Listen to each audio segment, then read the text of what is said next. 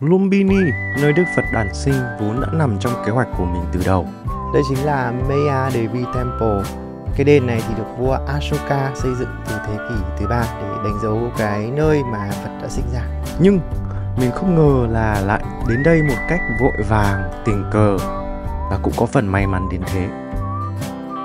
Hãy cùng mình cảm nhận chốn linh thiêng, nơi bậc giác ngộ đến với thế gian trong video này nhé. Nào, bắt đầu thôi.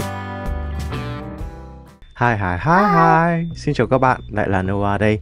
Sau khi đến biên giới của Nepal thì bọn mình quyết định là sẽ thuê một cái xe để đi đến Lumbini. Cái anh bán vé Pokhara cho mình nói là thuê xe tới Lumbini cũng đắt đấy, để anh ấy dẫn bọn mình đi luôn với giá là 4.000 rupee cho trọn vẹn cả hành trình, tức là chỉ tầm khoảng 800.000 thôi. Thì thời gian còn lại ở đây rất là gấp. Bây giờ đã là 2 giờ chiều rồi và mình sẽ phải quay trở lại đây lúc tầm khoảng 6 giờ, cho nên là mình đồng ý luôn. Đây chính là cổng chào Lumbini, dấu hiệu đầu tiên để mình biết là mình đã tới gần nơi đất Phật. Rất là hồi hộp. Chỉ cách biên giới tầm khoảng 1 cây thôi là không khí đã khác hẳn rồi. Ở bên này là mình sẽ không nghe quá nhiều tiếng còi và đường phố thì đỡ bụi hơn rất là nhiều so với cả là bên Ấn Độ. Từ biên giới này tới Lumbini là gần 30 km. Dành cho những bạn nào mà hay đọc sách Phật ở Việt Nam thì sẽ nghe tới từ Lâm Tỳ Ni nhiều hơn là Lumbini, do mình dịch từ Phật giáo Trung Quốc thôi. Lịch trình của mình thì cứ để anh này dẫn tour thôi, miễn sao tới nơi Phật sinh là được. Khu di tích Lumbini được chia thành 2 khu vực chính: khu thánh tích nơi Đức Phật đản sinh và khu các chùa quốc tế nơi quy tụ các tu viện Phật giáo đến từ nhiều quốc gia. Điểm đến đầu tiên chính là chùa này. Chùa này là chùa Hòa Bình Thế Giới, nằm ở phía bắc của khu di sản Lumbini. Phía trước là ao sen, mùa này thì không có hoa, và xa xa thì đã thấy ngôi chùa màu trắng rồi. Có rất là nhiều cảnh khi mà sen nở, cái ngôi chùa này nổi lên phía trên ấy, trông rất là đẹp. Ngôi chùa này không những đẹp mà là biểu tượng cho hòa bình, được xây dựng bởi Tăng đoàn Nhật Bản. Và đây không phải là ngôi chùa hòa bình duy nhất. Tính tới nay thì đã có khoảng 80 ngôi chùa hòa bình được xây dựng ở khắp nơi trên thế giới. Và công trình ở Lumbini là một dấu mốc quan trọng. Ngay dưới chân tháp có tượng Phật nhỏ, biểu tượng nơi Phật sinh ra. Bây giờ thì mình sẽ đi lên phía trên. Trên mỗi tầng thì có 4 tượng Phật vàng hướng ra 4 phía, tượng trưng cho ánh sáng giác ngộ trải đều khắp nơi. Điểm đến tiếp theo chính là chùa Thái Lan. Hiện giờ thì mình đã có mặt tại chùa Thái ở Lumbini. Ngôi chùa này mang kiến trúc Thái Lan rất đặc trưng. Toàn bộ được làm bằng đá cẩm thạch trắng. Trên các cột là rắn thần Naga nhiều đầu. Cái màu trắng muốt của ngôi chùa này làm cho mình nhớ tới chùa trắng ở Chiang Rai mà mình đã có dịp đi. Bên trong thì rất trang nghiêm và có cả ảnh quốc vương Thái. Nếu chỉ nhìn kiến trúc bên ngoài, bạn có đoán được đây là chùa của nước nào không? Trông rất hoành tráng. Sau lưng mình chính là chùa Campuchia. Ngôi chùa này mang đặc trưng kiến trúc Angkor Wat. Phải nói là người Khmer đã xây dựng rất là kỳ công. Phía trước mỗi hướng của chùa là các thần rắn Naga rất lớn. Phần thân thì cuốn và trải dài xung quanh các bức tường. So sánh sơ bộ có thể nhìn thấy được sự khác biệt về kiến trúc của các chú rắn Naga giữa Thái Lan và Campuchia. Mình có cảm giác là rắn thần Naga của Campuchia thì có gì đấy cổ điển hơn. Trong chùa là tượng Phật đang ngồi thiền dưới gốc cây bồ đề. Tượng làm rất hoành tráng, cội bồ đề cũng rất là kỳ công. Trên tường có các bức họa mô tả lại điển tích trong cuộc đời Đức Phật. Có lẽ trong các ngôi chùa mà mình đi ở đây thì mình ấn tượng nhất là ngôi chùa này. Vì đã đi Angkor Wat rồi nên là cảm giác như đang nhớ lại cái hành trình ở Angkor Wat một lần nữa. Cái anh hướng dẫn bảo là sẽ dẫn mình đến chùa Việt Nam và chỉ cho mình cái ngôi chùa này. Nói đây là chùa Việt Nam. Và nhìn vào thì mình đã biết là không phải rồi. Nhìn tháp lớn đằng sau mình là các bạn có thể biết đây là chùa của nước nào rồi đúng không ạ? Đây chính là chùa của Myanmar, rất là đặc trưng. Phong cách kiến trúc của Myanmar rất đặc trưng với các cái đỉnh tháp nhọn, toàn tháp được mạ vàng lấp lánh. Ngày xưa mình sang bên Myanmar thì mình rất thích những cái tháp này.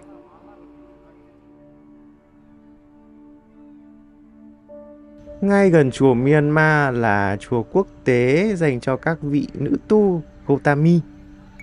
Mình thấy ngôi chùa này lạ lạ nên đi vào.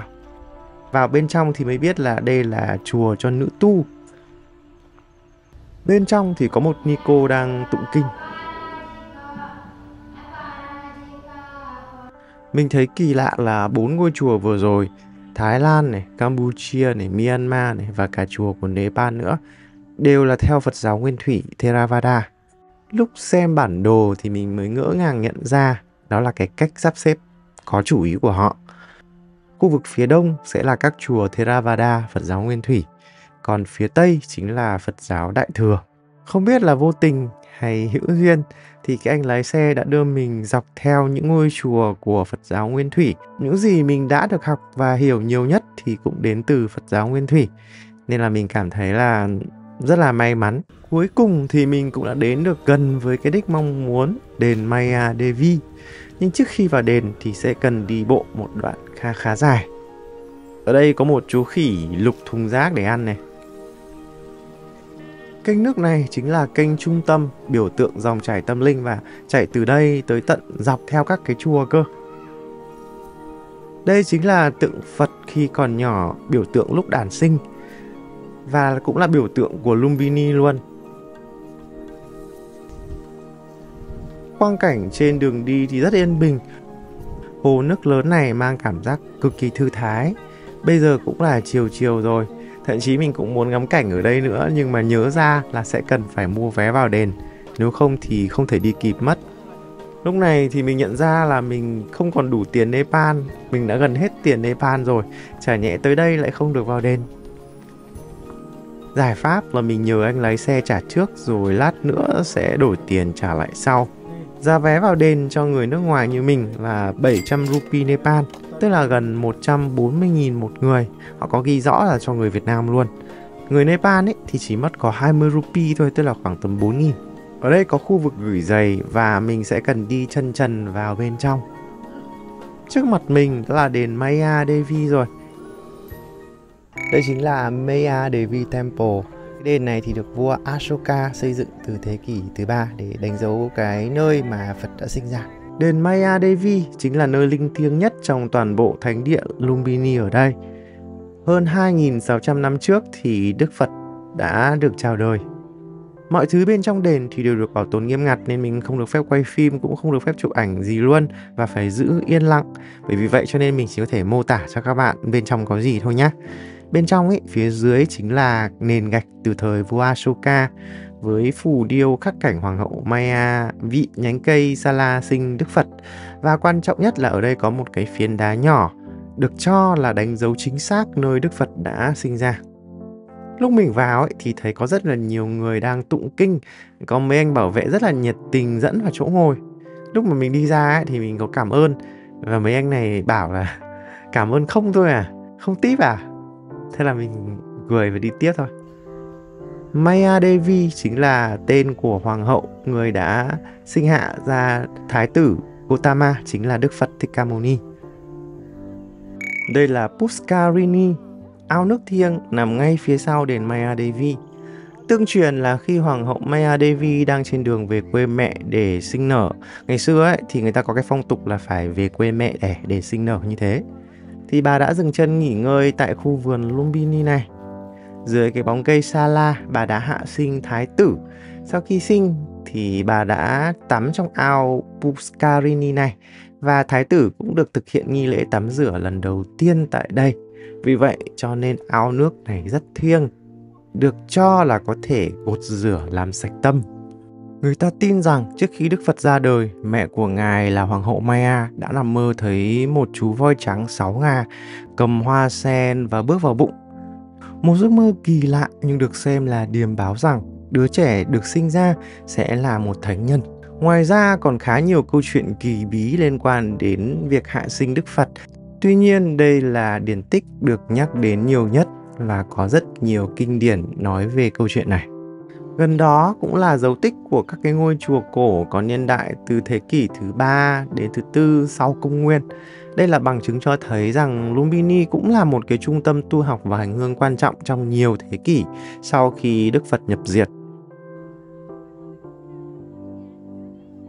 Dưới tán cây cổ thụ này thì các tu sĩ và khách hành hương thường tụng niệm, không khí rất là nghiêm trang và yên tĩnh.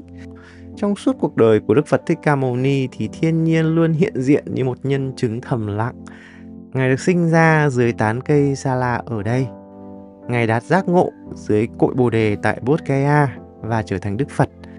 Và rất thú vị là tại Kushinaga, nơi Ngài nhập Niết Bàn, thì có 2 cây Sa La đang nở hoa. Nghĩa là khởi đầu với cây Sa La, thành Phật với cây Bồ Đề và nhập Niết Bàn cũng với dưới 2 cây Sa La luôn. Thật sự là rất linh thiêng. Ngay cạnh đền Maya Devi là trụ đá Ashoka. Trụ đá Ashoka là trụ bằng sa thạch được xây dựng từ thế kỷ thứ 3 trước công nguyên dưới thời vua Ashoka, vị hoàng đế Ấn Độ vĩ đại và người bảo trợ Phật giáo mà mình đã nhắc đến rất nhiều trong các cái video như là Bodh Gaya và Sanat. Cái dòng khắc trên trụ bằng chữ Brahmi cổ ghi rõ rằng vua Piyadasi, tức là Ashoka ấy, đã đến đây để chiêm bái vì nơi đây là nơi Đức Phật được sinh ra. Đây cũng là bằng chứng khảo cổ học đầu tiên xác nhận Lumbini là nơi đản sinh của Đức Phật Thích Ca Mâu Ni. Trụ đá này chính là biểu tượng cho lòng tôn kính của nhà vua đối với đạo Phật và nỗ lực bảo tồn các cái thánh tích Phật giáo cho hậu thế. Với mức độ quan trọng như vậy thì Lumbini đã được UNESCO công nhận là di sản thế giới từ năm 1997. Như vậy trong 4 thánh tích quan trọng của Phật giáo tứ động tâm ấy, thì mình đã bỏ lỡ Kushinaga, nơi Phật nhập Niết Bàn, bởi vì sự cố ở Varanasi. Nhưng mà mình cũng đã rất may mắn vì đã đến được 3 thánh điện này. Chưa có một cái năm mới nào mà mình đi được nhiều chùa và cảm thấy bình an đến thế. Bây giờ thì cũng khá trễ rồi, mình sẽ quay trở lại biên giới để đi tiếp tới Pokhara, hòn ngọc du lịch của Nepal. Hứa hẹn khá là nhiều thử thách phía trước. Nếu các bạn yêu thích hành trình của mình thì hãy theo dõi kênh và like video này nhé. Hẹn gặp lại các bạn trong các video tiếp theo.